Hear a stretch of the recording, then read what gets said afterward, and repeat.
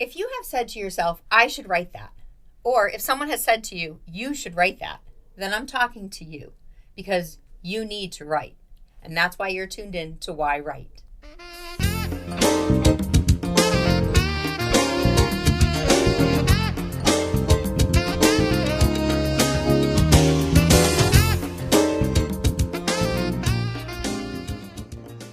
Hi, welcome to Why Write. I'm your host, Angela Grout, and I'm so excited to be doing a Zoom today with my friend from the Berkshires who is Zooming in with us.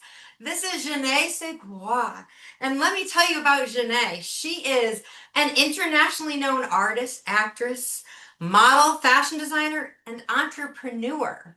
Her alter ego, Indashio, became a popular TV personality and was crowned Glam God on VH1.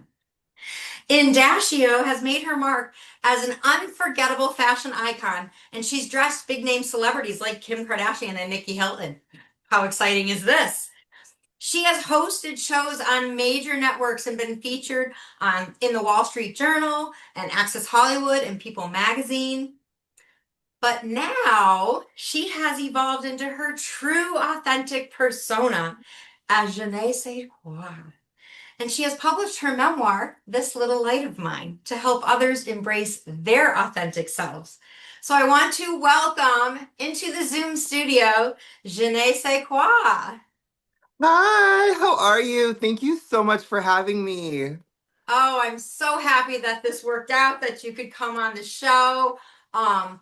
Love to have you in the studio, but this is just as good. Look at that fabulous poster behind you, that beautiful picture. And you've been working on this book for a couple years now. We have been talking about me coming on your show for so long. I'm so happy that it's finally here and it's finally happened. So yay, thank you again for having me. Oh, And yeah, my book is finally here. It's kind of surreal. This weekend actually I'm kicking off my world book tour in my hometown of Pittsfield, Massachusetts. And so I'm doing a book signing this Saturday at the Barnes& and Noble there. Then I'm hosting Boston Pride, doing an event in Boston, and then I'll just be on a whirlwind of a worldwide book tour, so giving my light to everyone. well, it is so exciting to know that you finished the book because I know how hard it was to write a book. I know how hard it is to write a book, but when you're writing a memoir and you're writing a memoir about, we're gonna jump right in here. You're talking about like you were born Brad. Hmm. And Brad then developed and became this iconic fashion designer. And, you've had this whirlwind career, which you can talk a little bit about as your persona of Indashio. But now, you have embraced the feelings that you were born with to be authentic in your body and identify as a woman. Hmm. Well, I was born a girl with a penis. That's when people are like, "Oh, you were born a boy." I'm like, "No, I was born a girl with a penis." And people told me that I was a boy. And my whole life I was trying to say, point out the things that I liked, dresses, Barbies, boys, and was always redirected to kind of, the right path or whatever. And so I kind of always felt sabotaged. And then, as a 6, 7, 8, 9, 10, 11, etc. My parents would always say, "Why do you have such a chip on your shoulder?" And it was because every time I had to be not myself, that little chip was kind of chipping away. And so, Yeah. I had to learn really young on how am I going to survive? How am I going to navigate this? How am I going to, make my parents happy and society happy and my classmates happy, my school? How am I going to make this easier? And so I've kind of mastered becoming a chameleon, and I knew I needed to get out of this little small town of Pittsfield, Massachusetts, which now I have a new respect and appreciation for. But as a teenager and a young person growing up LGBT in the '90s, it was a really an uncomfortable place because being gay was so taboo to talk about it, and people would ask me questions constantly like, "Are you gay? Why do you talk like that? Why do you walk like that?" So people kind of knew that I was gay before even I knew what gay was. And I And remember they I did went. accept you as a gay man it did evolve. You did get accepted as a gay man and living your life as Indashio, you were living your life as a fashion designer as a gay man. Yeah, well, it's really, it was so hard for me to kind of even find that label gay man because I had so much homophobia instilled in me and so much kind of shame that I didn't even come out to my mom until I was 28 years old. But my mom knew that I was gay since the moment I popped out. Yeah. But I just was that conversation didn't happen until so much longer and later. And it was something that I was so fearful and struggling with because I was like, why is everybody pretending? Right. Like everybody was pretending. And I'm like, And, and hello. you have there. I've read the book. I'm honored that I was able to read the book. Thank you. Before it was out, but you have this. You share the moment of when you told your parents. You share the moment of when you decided you were going to actually come out. And you're right, because I was called I use the term gay man, but because you are a woman trapped in a man's body, you are actually I never felt like a gay man. heterosexual with a penis. Right? Yeah.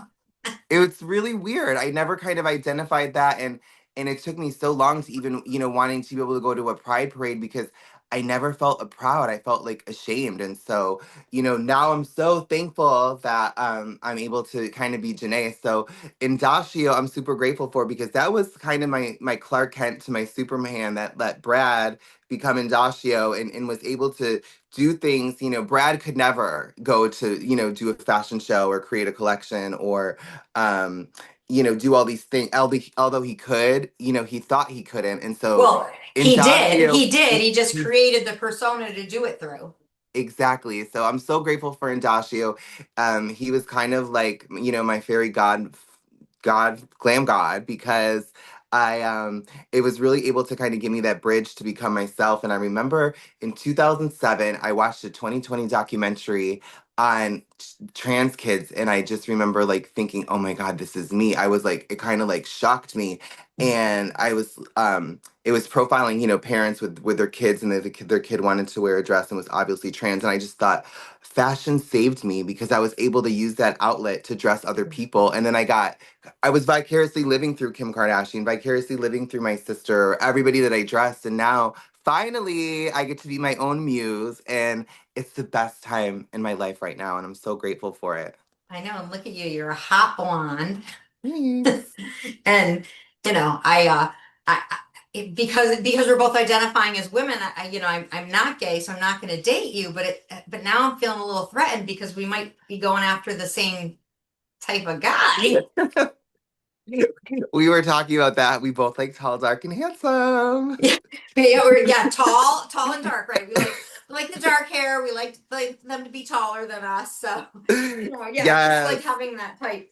So let's talk a little bit about writing the book, because this is your memoir, and you did use you did have someone who helped you as a ghostwriter, help you to get the words on the page, to help with the publishing. Can you tell us a little bit about what it was like working with them? Yeah, I mean, it takes a village, and I wanted to write this book for so long, like and I started to, and I think maybe 3 years had gone by, and I had maybe 11 pages written, and but it was all in my brain.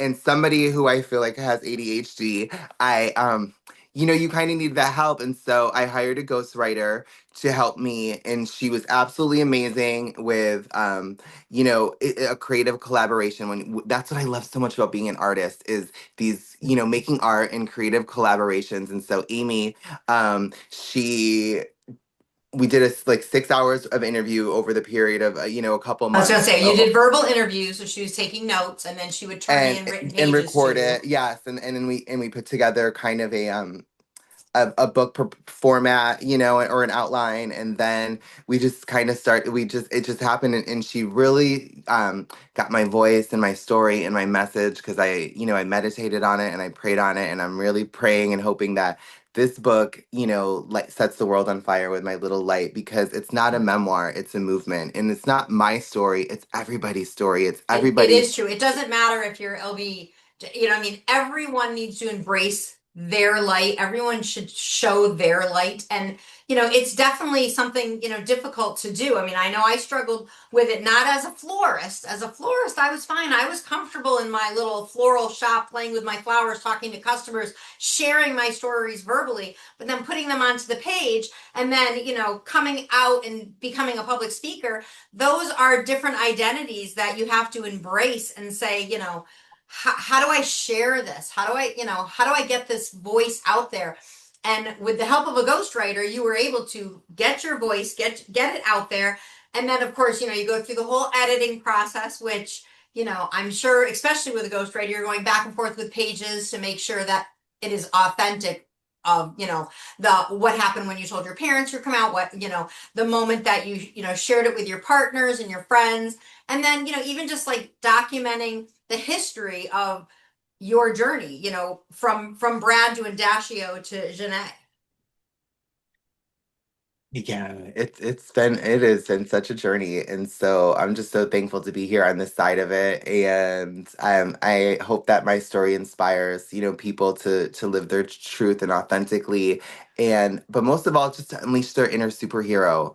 We all have a superhero inside of us, begging to come out, and we are constantly diminishing it, and the things that I learned, especially even the last just couple of months, is how much we get in our own way. And I have been, been my worst enemy, because I've been self-sabotaging and kind of getting in my own way.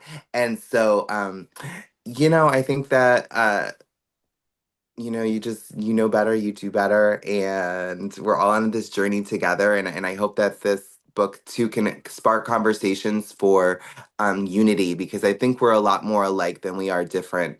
Oh, yeah. I mean, as much as you are transgender, this book, I don't feel like this book is about being transgender. This is about,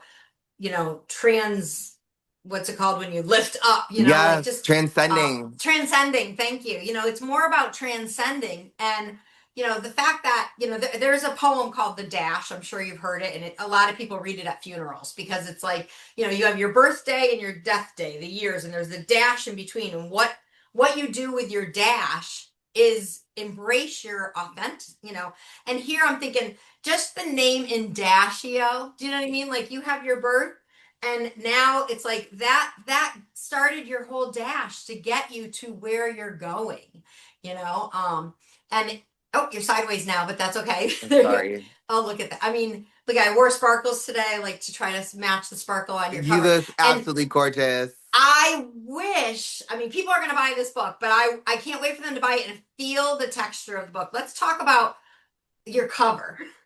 So my cover, which actually I went through, oh my God, my mom keeps calling me. I hate always happens when I do a Zoom. Mom, we're You know, busy. the phone always blows up when Yeah, of you're course. using it. So yeah, this is it. Actually, I went through maybe four different covers till I finally found this one, and now that I have this one, this is it. And it just really, I feel like represents the story and me in my book. But yeah, I wanted a matte cover, but then on the version I think that I gave and I showed you, it was like matte. But then I got this one, and this one's matte. And I feel like I needed it glossy. So Yeah. I changed my mind a lot. Maybe some will be glossy, some will be matte. But yeah, no, I love the cover. And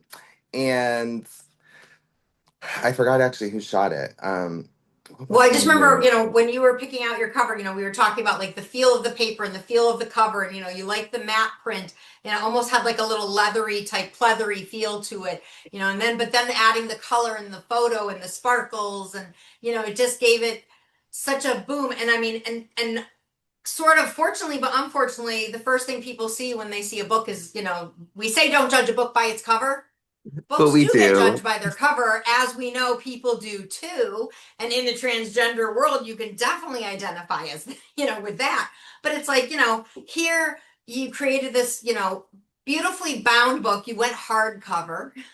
You're hardcore because a lot of people don't do that. It's expensive and it's time consuming and it's heavy, and here you've got to lug all these books around to your book signings, and kudos to you for doing all that because it, like you said, it does take a village, but the village is, in this Mm-hmm. vessel that we have. Right.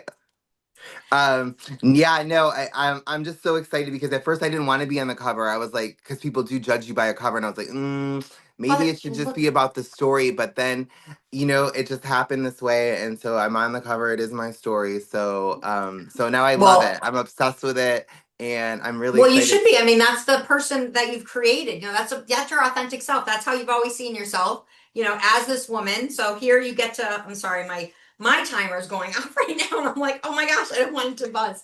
Um, it's like you get to show the world who you are and who you've always been. And, coming out as an adult, is safer.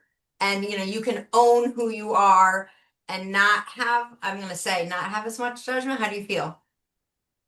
Oh, I mean, I constantly feel judged. I mean, but I'm actually a little bit used to it and oblivious, and I'm used to getting a lot of attention everywhere that I go. So I'm kind of a little bit desensitized to it.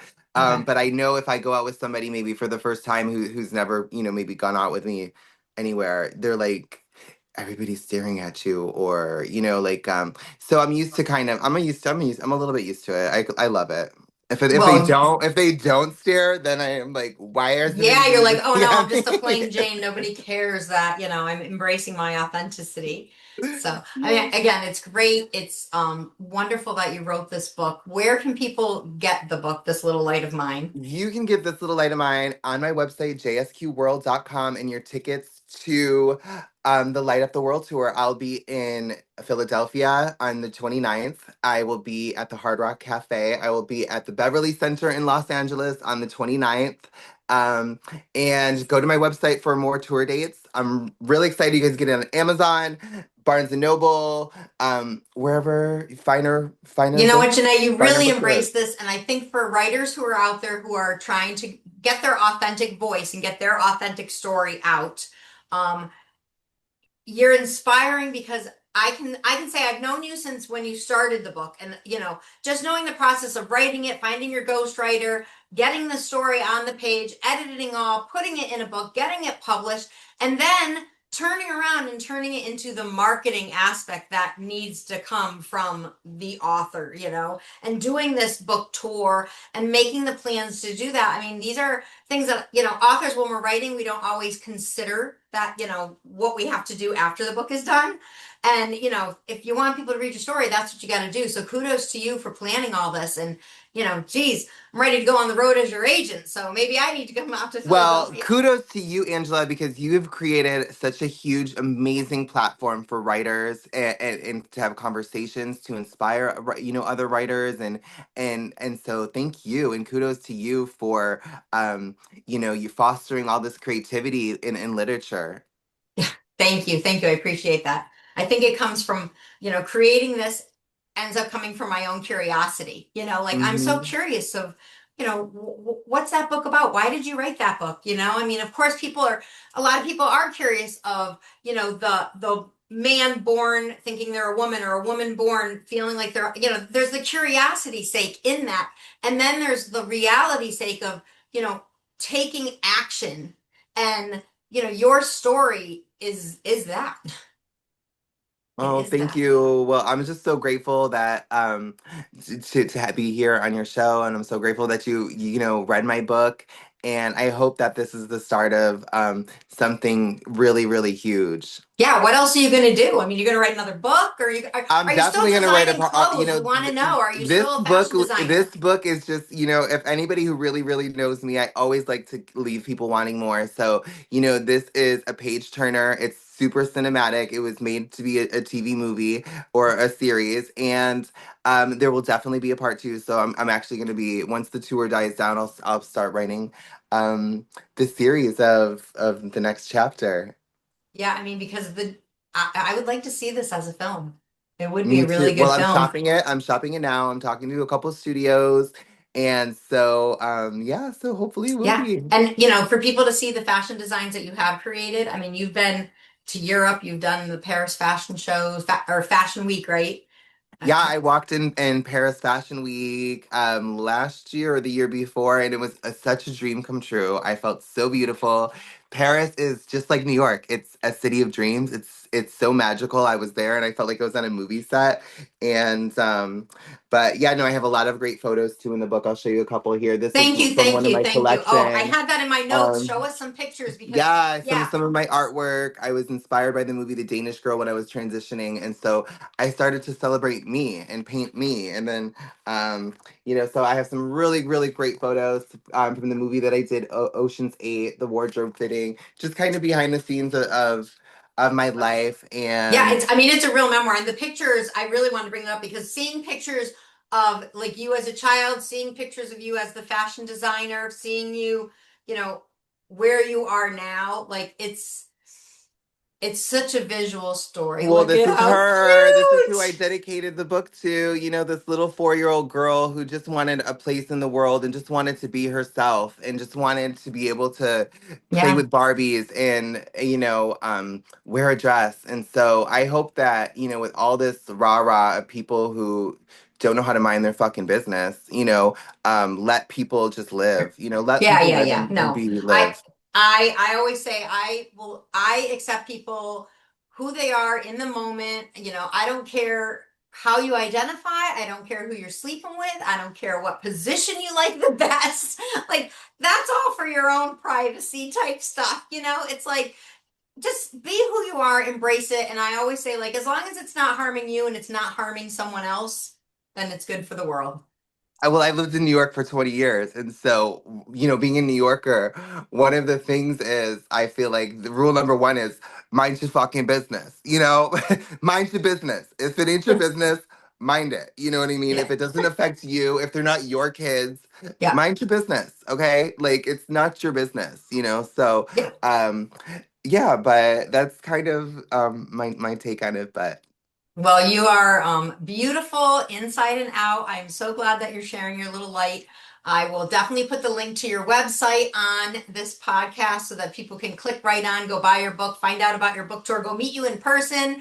You're larger than life, so they need to get their picture taken with you and get an autograph. And thank you so much for coming on. Angela, I love you. Thank you for your yWrite and thank you for this show and thank you for this moment. And I will see you on tour. Sounds good. All right. Bye. Bye, guys. Say bye to Jene Sais Quoi. Thank you for coming in. Thank you to my studio or to the audience for coming in every week to see, different writers on this show. That's why yWrite is here. Meet writers, find out why they write their story, how they write their story. It will help you write your story. And today I want you to start thinking about your authentic self. Is it your authentic story you need to tell, or are you trying to carve out your authentic self? So the writing prompt today, I want you to set your timer for about 5 minutes, and I want you to start making a little list or write a paragraph. And, start the paragraph with, I feel authentic when. And if you're going to do a list, write the times, right when you feel authentic. And then you can start carving out that authentic story you want to tell or sharing your authentic self with the world because you need to shine your light. I'm shining my light. Jene Sais Quoi, just shine her light. And you know what? We just want to embrace everyone exactly where they are and just say that the world is a better place because we're all different and we're all unique. Because if we were all the same, it would be a very boring place. So thank you so much for tuning into yWrite. Again, I'm Angela Grout. Have a great day. Please subscribe to the YouTube channel and stay tuned because our 100th episode will be coming on soon and we got some very special things going on. So again, have a great day. I will see you later. Bye-bye.